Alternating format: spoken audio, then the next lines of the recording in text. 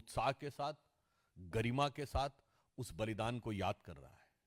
परंतु इसी अवसर पर एक दूसरी तस्वीर उभर कर सामने आती है जो हृदय में बहुत पीड़ा उत्पन्न करती है।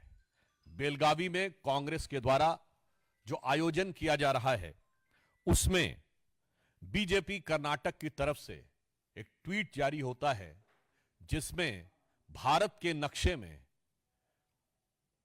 पाक अधिकृत कश्मीर और अक्साई चिन्ह गायब दिखता है। आप लोग इसको जाके चेक कर सकते हैं ट्विटर पे। कई बार इन्होंने इससे पहले भी किया है, डिलीट करने का प्रयास किया गया, कुछ ट्वीट्स डिलीट भी किए गए थे। और महत्वपूर्ण बात यह है कि महात्मा गांधी की फोटो के साथ लगा है। स्टार्ट करने से पहले वीडियो को लाइक कर दें और दोस्तों चैनल पर पहली बार हैं तो चैनल को सब्सक्राइब जरूर कर लें और साथ ही में बेल आइकन को ऑल नोटिफिकेशन कर लें जिससे कि हर वीडियो का नोटिफिकेशन आपको मिलता रहे। और अपना कमेंट जरूर करके बताएं आप कौन से राज्य से इस वीडियो को देख रहे हैं। धन्यवाद। तो इसलिए आज के इस अवसर पर मैं अपनी वेदना व्यक्त करना चाहता हूं कि ये वो भारत देश है क्या इसी के लिए जिसके लिए राणा प्रताप ने घास की रोटी खाई थी, इसके लिए शिवाजी ने जान की बाजी लगाई थी, जिसके कारण रण में कूदी रानी लक्ष्मीबाई थी, जिसके कारण भगत सिंह ने फांसी गले लगाई थी, जिसके कारण गुरुपुत्रों ने अपनी जान लुटाई थी, और जिस भारत मां के टुकड़े करते तुमको लाज ना आई थी, उस भारत मां की यह छवि तुमने आज दिखाई है। अब इससे एक बात बहुत साफ हो गया है कि भारत को छिन्न भिन्न करने का स्वप्न देखने वाले शक्तियां, भारत को तोड़ने का ख्वाब देखने वाली ताकतों के साथ कांग्रेस के गठजोड़ की तस्वीर अब एकदम साफ हो गई है। भारत को छिन्न भिन्न करने वाली शक्तियों के साथ कांग्रेस की दुरभिसंधि का चित्र इस मानचित्र के साथ बिल्कुल साफ हो गया है। और यह बात हम केवल किसी एक आधार पर नहीं कह रहे हैं। कांग्रेस ने निरंतर इससे पूर्व भी भारत के नक्शे के साथ इसी प्रकार की छेड़छाड़ की है। 24 अक्टूबर 2024 को कांग्रेस की सबसे बड़ी सहयोगी दक्षिण भारत में डीएमके ने अपने ट्वीट में, आप देखिए पुनः एक बार, पाक अधिकृत कश्मीर और अक्साई चिन्ह गायब है।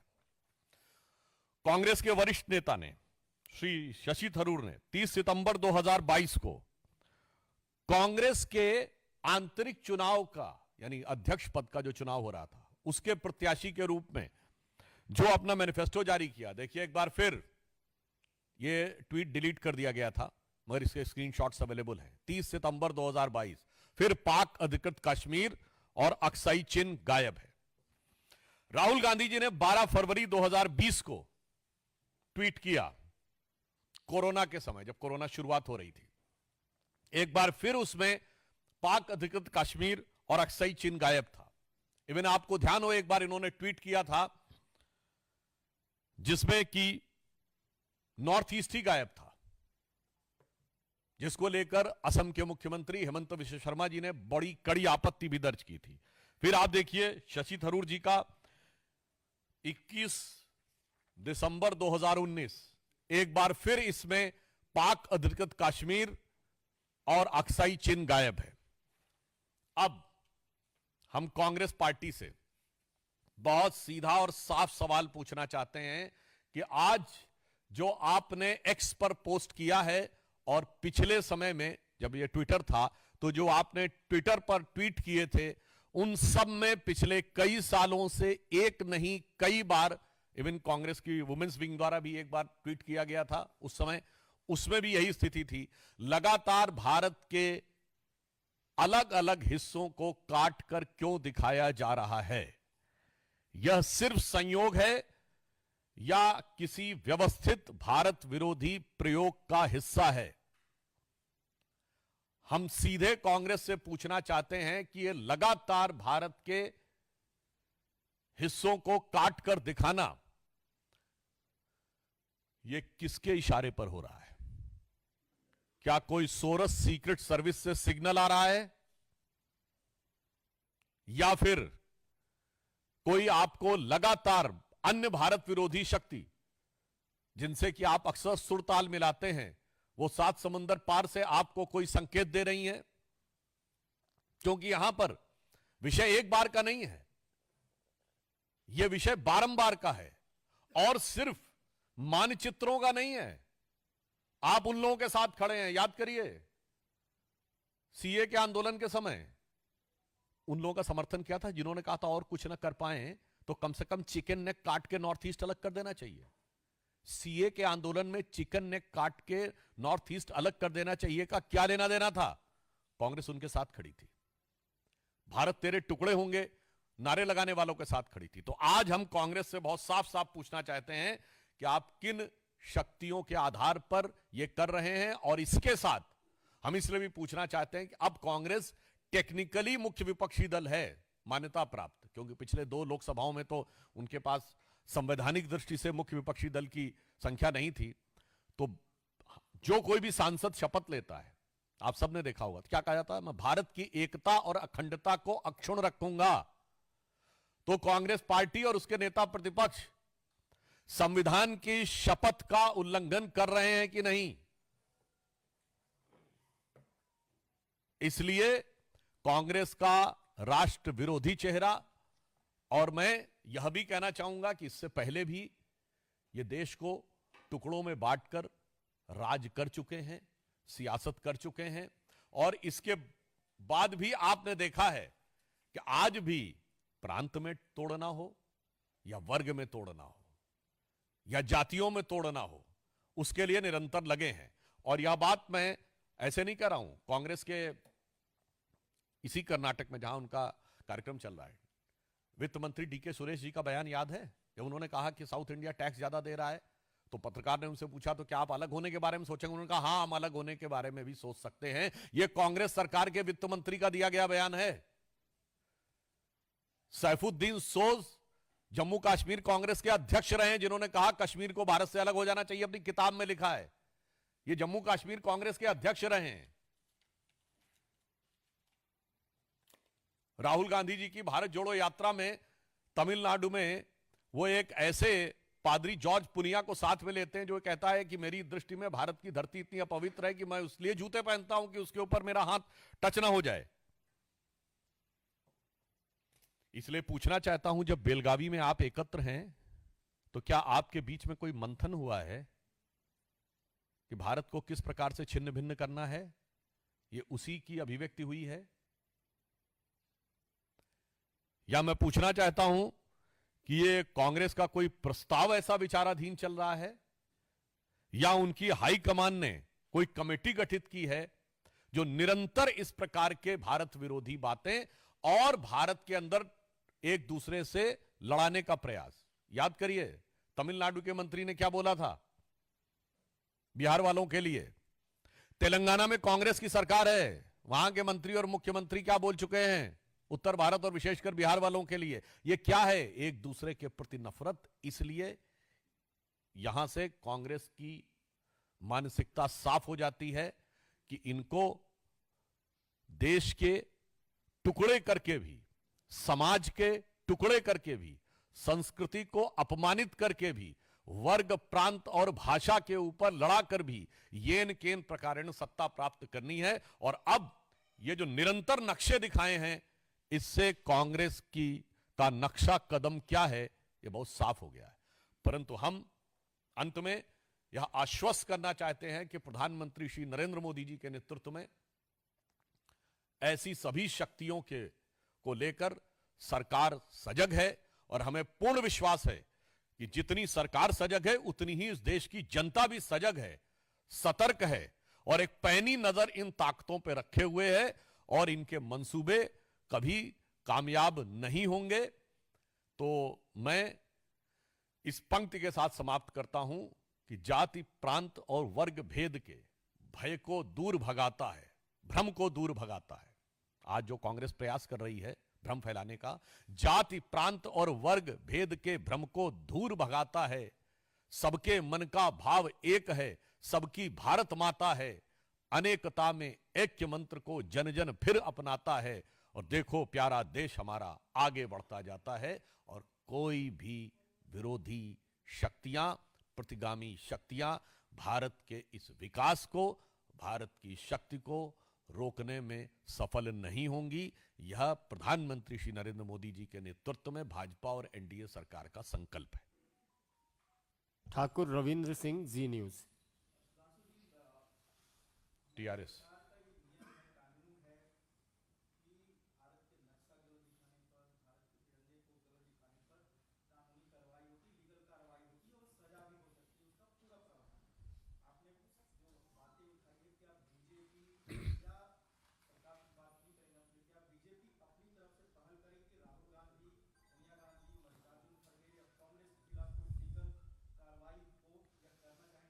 देखिए रवीन जी, मैंने अपने वक्तव्य में स्पष्ट कहा कि पहली बार कॉन्स्टिट्यूशनली 2 लोकसभाओं के बाद कांग्रेस के पास कॉन्स्टिट्यूशनली नेता प्रतिपक्ष का पद है। तो इस समय वो कॉन्स्टिट्यूशनल ऑब्लिगेशन से बंधे हुए हैं, वो संवैधानिक दायित्व से बंधे हैं। इसीलिए हमने उनसे सीधा सवाल पूछा है कि आपने किस आधार पर, किस प्रस्ताव पर, किसके इशारे पर यह किया है। सवाल संवैधानिक और नैतिक है, कॉन्स्टिट्यूशनल और मॉरल है और पॉलिटिकल है, यानी 3 चीजें हैं, पॉलिटिकल, मॉरल एंड कॉन्स्टिट्यूशनल, नैतिक, संवैधानिक और राजनीतिक। यदि इस प्रश्न का उत्तर कांग्रेस नहीं देगी तब फिर अन्य विकल्पों के बारे में भी विचार किया जा सकता है। आमोद राय, टीवी 9।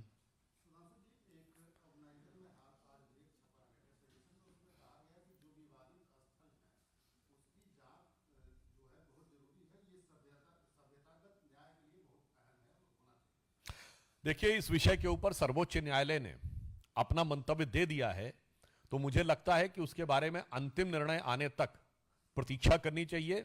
और जहां तक सभ्यतागत अन्याय का विषय है, तो ये इस विषय के ऊपर एक सौहार्द बना रहे, यह सामाजिक दायित्व भी है। इसलिए सभ्यतागत अन्याय का के ऊपर गर्व करने की भावना से भी बचना चाहिए। कमलेश सिंह जी।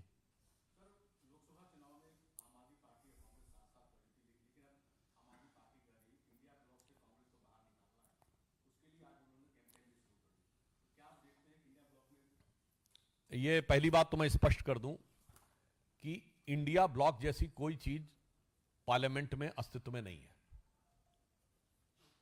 इससे साफ समझ में आ जाता है कि एक धोखा था। और इसलिए कि जैसे हमारा एनडीए है, तो एनडीए की विधिवत बैठक हुई जिसमें प्रधानमंत्री श्री नरेंद्र मोदी जी एनडीए संसदीय दल के नेता चुने गए। एक एक सांसद का साइन किया हुआ प्रस्ताव है और लोकसभा अध्यक्ष के पास भी उसकी सूचना है और राज्यसभा के सभापति के पास। इंडिया गठबंधन का कौन नेता है, किसी प्रकार का कोई प्रस्ताव तथा कथित इंडिया गठबंधन के दलों के सांसदों के द्वारा साइन किया हुआ कोई लेटर न लोकसभा अध्यक्ष के पास है न सभापति के पास है। इसका मतलब इनके लिए आज आम आदमी पार्टी, जो पहले आम बनती थी, अब वो बड़ी खास पार्टी हो गई है। तो इनके लिए मैं कहना चाहूंगा कि बेनकाब चेहरे हैं, दाग बड़े गहरे हैं। बेनकाब चेहरे हैं, दाग बड़े गहरे हैं और टूटता तिलिस्म आज सच से भय खाता हूं। और आगे की लाइन थी, ये जानते कब लिखा गया था? जब जनता पार्टी का गठबंधन टूट रहा था, तो अटल जी ने दुखी होकर यह लिखा था। जब गठबंधन टूट रहा था, क्योंकि सब आपस में बहुत सारी कारणों से आज स्वार्थ के कारण जुड़े अलग हो रहे हैं, तो उन्होंने लिखा था गीत नहीं गाता। तो वही उन्होंने लिखा था, आज उनके ऊपर लागू होता दिख रहा साफ इंडी गठबंधन पे कि बेनकाब चेहरे हैं, दाग बड़े गहरे हैं, टूटता तिलिस्म आज सच से भय खाता हूं, गीत नहीं गाता हूं। कि तो इनका गीत सिरे नहीं चढ़ रहा। 1 मिनट। आनंद पांडे।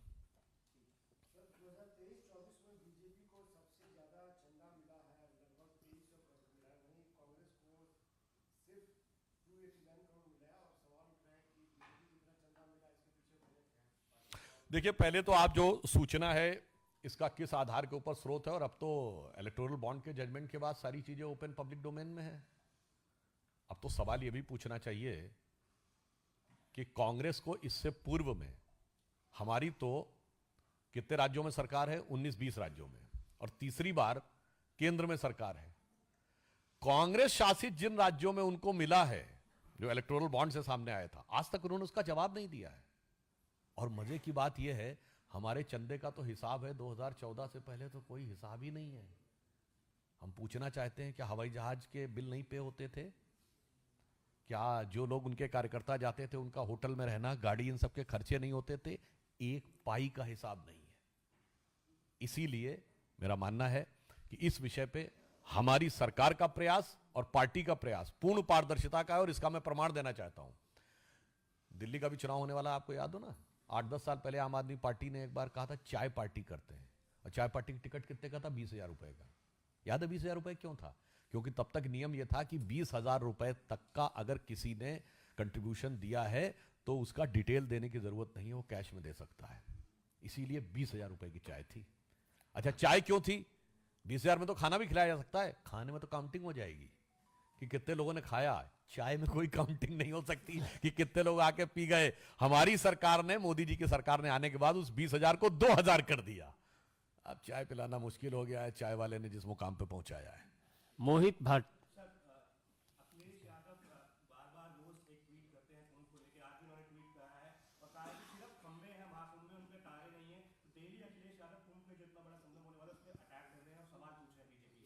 देखिए, कुंभ भारतीय संस्कृति का ही नहीं, विश्व का सबसे बड़ा आयोजन है। दुनिया में कोई ऐसा आयोजन नहीं है। मौनी अमावस्या को एक अनुमान के अनुसार 4 करोड़ से 4.5 करोड़ लोग आ सकते हैं। दुनिया में कोई ऐसा एग्जाम्पल नहीं है जहां एक दिन में इतने लोग आए without any invitation, without any persuasion, without any advertisement.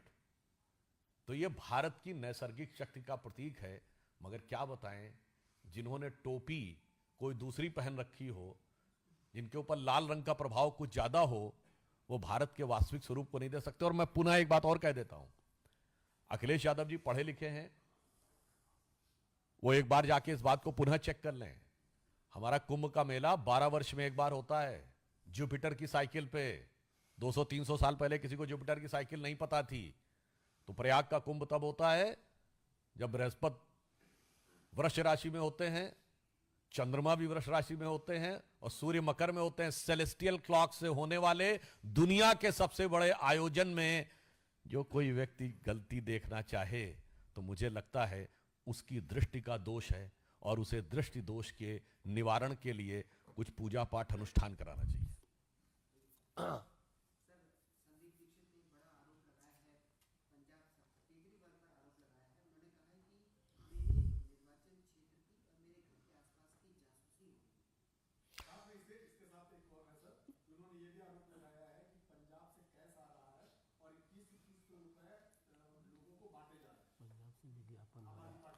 देखिए, बहुत गंभीर बात है, क्योंकि इस प्रकार की बातें भी आई हैं कि पंजाब सरकार से विज्ञापन हो रहा है। क्या सत्य है यह तो पता चलेगा, परंतु पंजाब सरकार क्या कर रही है, यदि यह आरोप सही है, ये तो उन दोनों के बीच की आपस की बात है। यदि उस पर जासूसी का आरोप है, और वास्तविकता यह कि पंजाब में जब से आम आदमी पार्टी की सरकार आई है तब से कानून व्यवस्था वहां ध्वस्त हो गई है। सिद्धू मूसेवाला के मर्डर से लेके अभी पवित्र स्वर्ण मंदिर के गेट के ऊपर पूर्व उप मुख्यमंत्री सुखबीर सिंह बादल के ऊपर जिस ढंग से अटैक हुआ, मुझे लगता है कि आम आदमी पार्टी का यह नेचुरल कैरेक्टर बन गया है कि सरकार चलाने के अलावा वो सब काम करते हैं। और जो योजना की आपने बात कही, एक महत्वपूर्ण बात कहना चाहूंगा कि वैसे तो सारे वादे ये झूठे ही करते हैं। आज तक एक भी वादा सही नहीं निकला। और वो जो पुराना गीत था, शायद दिल्ली की जनता वो कह रही है ना, वादे पे तेरे मारा गया बंदा मैं सीधा साधा। मगर जो ये तथाकथित योजना, इसमें आपने एक बात देखी कैसे संगति का दोष आ जाता है। इस पे लिखा हुआ केजरीवाल कवच, जाने आपको, देखा आपने? केजरीवाल कवच लिखा। केजरीवाल जी क्या है आज की डेट में सरकार में? ना वो मुख्यमंत्री हैं, ना वो मंत्री हैं, ना संसदीय विधायक दल के नेता हैं, चीफ विप तक नहीं है। तो सरकारी योजना यदि आप कहने का प्रयास कर रहे हैं तो उसमें गैर सरकारी व्यक्ति का नाम कैसे हो सकता है? और जब यह कहा जाता है कि ऐसी कोई सरकारी योजना नहीं है, तो इसका मतलब आज विज्ञापन भी झूठा साबित हो गया।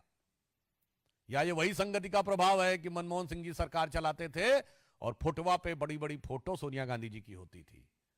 देखिए, इसे कहते हैं कि नई राजनीति का दावा करने वाले केजरीवाल जी, शायद कांग्रेस वाले उनसे कह रहे होंगे कि रफ्ता रफ्ता वो मेरी हस्ती का साया हो गए।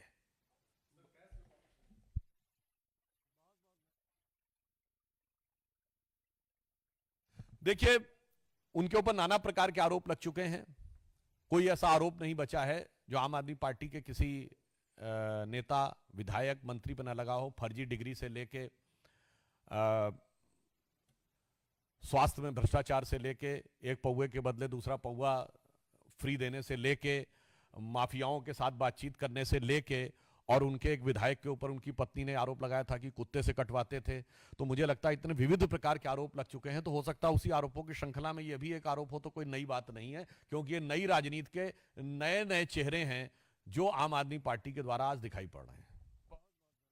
स्टार्ट करने से पहले वीडियो को लाइक कर दें, और दोस्तों चैनल पर पहली बार हैं तो चैनल को सब्सक्राइब जरूर कर लें, और साथ ही में बेल आइकन को ऑल नोटिफिकेशन कर लें, जिससे कि हर वीडियो का नोटिफिकेशन आपको मिलता रहे। और अपना कमेंट जरूर करके बताएं आप कौन से राज्य से इस वीडियो को देख रहे हैं। धन्यवाद।